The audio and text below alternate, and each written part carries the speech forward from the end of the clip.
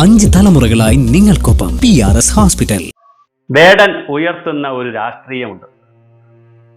അതൊരു ദളിത് രാഷ്ട്രീയം എന്ന് പറഞ്ഞ് നമുക്ക് എഴുതിത്തള്ളാനാകില്ല. ദളിതന്മാർ മാത്രമല്ല, സ്വതന്ത്രാനന്തര ഭാരതത്തിൽ സ്വന്തമായി ഭൂമിയില്ലാത്ത സവർണവർഗമുണ്ട്, വരേണ്യവർഗമുണ്ട്, സാധാരണക്കാരനുണ്ട്, ദളിതന്മാരുണ്ട്, പട്ടികജാതി പട്ടികവർഗക്കാരുണ്ട്, ധാരാളം ആളുകളുണ്ട്. ഭൂമിയുടെ രാഷ്ട്രീയമാണത്. സർക്കാരിൻ്റെ കയ്യിൽ കുറേ ഭൂമിയുണ്ട്. മിച്ച ഭൂമിയെന്നും അല്ലാതെയും സർക്കാരിൻ്റെ കയ്യിൽ കുറേ അധികം ഭൂമിയുണ്ട്. ടാറ്റ എസ്റ്റേറ്റ് പോലുള്ള, ഹാരിസൺ എസ്റ്റേറ്റ് പോലുള്ള പ്ലാന്റേഷൻകാരുടെ കയ്യിൽ കുറേ ഭൂമിയുണ്ട്. അത് അനധികൃതവുമുണ്ട്, അധികൃതവുമുണ്ട്. രേഖകളുള്ളതുകൊണ്ട്, രേഖകളില്ലാത്തതുകൊണ്ട്, സർക്കാരിന് തിരിച്ചെടുക്കാൻ കഴിയുന്നതുകൊണ്ട്, കഴിയാത്തതുകൊണ്ട്, കേസിൽ നിൽക്കുന്നതുകൊണ്ട്. എന്തായാലും അങ്ങനെയും കുറേ ഭൂമി കേരളത്തിലുമുണ്ട്. ഇതുപോലെ പല സ്ഥലത്തും രാജ്യത്തുണ്ട്. അതുപോലെ തന്നെ വ്യക്തികൾ ഭൂമി കൈയടക്കിയിരിക്കുന്നത്, ഒരു വ്യക്തിയും ഭൂമി കൊണ്ടുവന്നവരല്ല. പഴയകാലത്തെ ആളുകൾ ഭൂമി വെട്ടിപ്പിടിച്ചും കൃഷി ചെയ്തുമൊക്കെ പോയവർ. പിന്നെയാണ് അതിന് രേഖ ഉണ്ടാവുകയും ക്രയവിക്രയമൊക്കെ നടക്കുകയൊക്കെ ചെയ്തത്. അപ്പോൾ നമ്മുടെ വേടൻ ചോദിക്കുന്നൊരു ചോദ്യമുണ്ട്. അദ്ദേഹത്തിൻ്റെ സംഗീതവും പുലിനകവും ഗഞ്ചാവ് കഴിച്ചതുമൊക്കെ അവിടെ നിൽക്കട്ടെ. വേടൻ ചോദിക്കുന്ന ഒരു രാഷ്ട്രീയം വളരെ വ്യക്തമാണത്. അതിലൊരു ക്ലാരിറ്റി കുറവില്ല. ഏത് ഭൂമിയിൽ ചെന്നാലും ഇത് നിൻ്റെതല്ല, ഇത് നിൻ്റെതല്ല, നിങ്ങളുടേതല്ല എന്ന് പറഞ്ഞാൽ എൻ്റെ ഭൂമി ഏതാണ്? ഈ ഭൂമിയിൽ എൻ്റെ സ്ഥലം ഏതാണ് എന്ന് വേടൻ ചോദിക്കുന്നുണ്ട്. വേടന്മാർ ചോദിക്കുന്നുണ്ട്. വേടൻ ഒരു പ്രതീകമായിട്ടെടുത്താൽ വേടന്മാർ ചോദിക്കുന്നുണ്ട്. മുത്തങ്ങ സമരത്തിലൂടെ CK ജാനുവിൻ്റെ നേതൃത്വത്തിൽ കുറേ അധികം ആളുകൾ ചോദിച്ചു. വയനാടുള്ളവർ ഇപ്പോൾ ചോദിച്ചുകൊണ്ടേയിരിക്കുന്നു. ഇടുക്കിയിലുള്ള ആദിവാസികൾ വർഷങ്ങളായി ചോദിച്ചുകൊണ്ടേയിരിക്കുന്നു. കാട് ആരുടേതാണ്? തീരദേശത്തെ ജനങ്ങൾ ചോദിക്കുന്നു, തീരദേശം ആരുടേതാണ്? ഇത് വലിയൊരു ചോദ്യമാണ്. സർക്കാരിൻ്റെ, കേന്ദ്ര സംസ്ഥാന സർക്കാരുകളുടെ വിവിധ പദ്ധതികൾക്ക് വീട് വെച്ച് കൊടുക്കുന്നവർക്ക് സ്വന്തമായി വസ്തു വേണം. വസ്തുവില്ലാത്തവർക്ക് വീട് കിട്ടുന്നില്ല.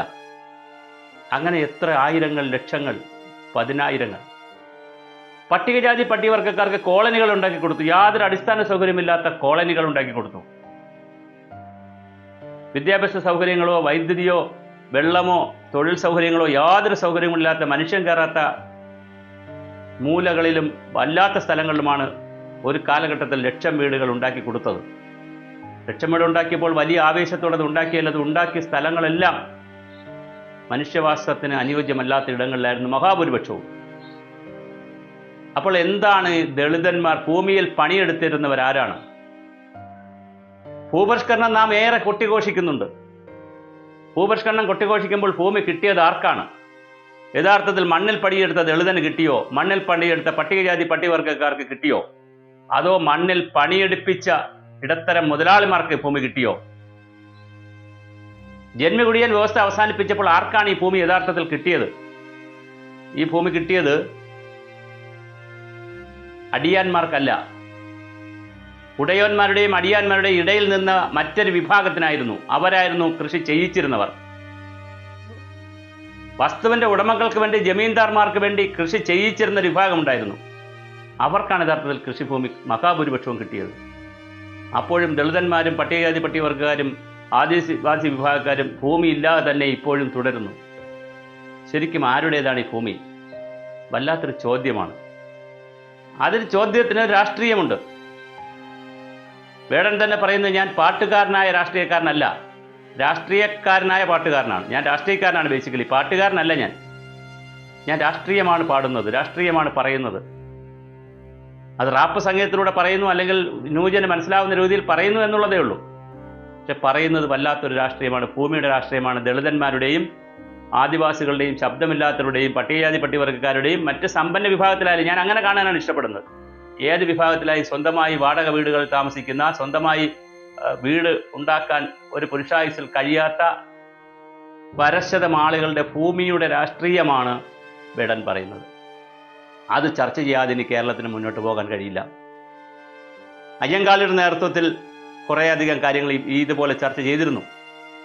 ഗുരുദേവൻ്റെയും ശ്രീനാരായണ ഗുരുദേവൻ്റെയും ചട്ടമ്പിസ്വാമികളുടെയും ഒക്കെ നേതൃത്വത്തിൽ ഒരുപാട് കാര്യങ്ങൾ ഇങ്ങനെ അധസ്ഥിതർക്ക് വേണ്ടി ചർച്ച ചെയ്തിരുന്നു. പക്ഷെ അവിടെയെല്ലാം വിട്ടുപോയൊരു ഭാഗമാണ് ഈ ഭൂമിയുടെ രാഷ്ട്രീയം. ഇനിയൊരു ഭൂപരിഷ്കരണം ആവശ്യമുണ്ട് കേരളത്തിന്. ഒരു രണ്ടാം ഭൂപരിഷ്കരണം ആവശ്യമുണ്ട്. ആ രണ്ടാം ഭൂപരിഷ്കരണം എന്ന് പറയുന്നത് ഭൂമി കൈവശം വച്ചിരിക്കുന്നതിൽ നിന്ന് അനധികൃതമായി കൈവശം വച്ചിരിക്കുന്നത് സർക്കാരിൻ്റെ കൈവശം ഇരിക്കുന്ന ഭൂമി, മിച്ച ഭൂമി തുടങ്ങിയ ധാരാളം ഭൂമി കേരളത്തിൽ ഉണ്ട്. ആ ഭൂമി ഉൾപ്പെടെ എടുത്ത് പുനർവിതരണം ചെയ്യപ്പെടണം. അത് പുനർവിതരണം ചെയ്യുമ്പോഴാണ് എല്ലാവർക്കും ഭൂമി ലഭിക്കുന്നത്. അങ്ങനെ ഭൂമിയുടെ രാഷ്ട്രീയം, ഭൂമിയുടെ കഥ, ഭൂമിയുടെ അവകാശം എല്ലാവർക്കും ഉറപ്പ് വരുത്തണം. അവിടെയാണ് വേടൻ ചോദിക്കുന്നൊരു ചോദ്യം വീണ്ടും വീണ്ടും ഉയരുന്നത്. എവിടെ പോയാലും ഏത് ഭൂമിയിൽ ചെന്നാലും ഇത് നിൻ്റേതല്ല, നിൻ്റേതല്ല, നിൻ്റേതല്ല. അപ്പോൾ പിന്നെ എൻ്റെ ഭൂമി ഏതാണ്? എനിക്ക് ഭൂമി വേണമല്ലോ. ഈ ചോദ്യം അന്തരീക്ഷത്തിലുണ്ട്. വേടൻ വീണ്ടും ചോദിക്കട്ടെ, വേടന്മാർ ചോദിക്കട്ടെ. ഇതിന് ഉത്തരം കണ്ടെത്തുക എന്ന് പറയുന്നത് ഒരു വലിയ ദൗത്യമാണ് കേരളത്തിൻ്റെ.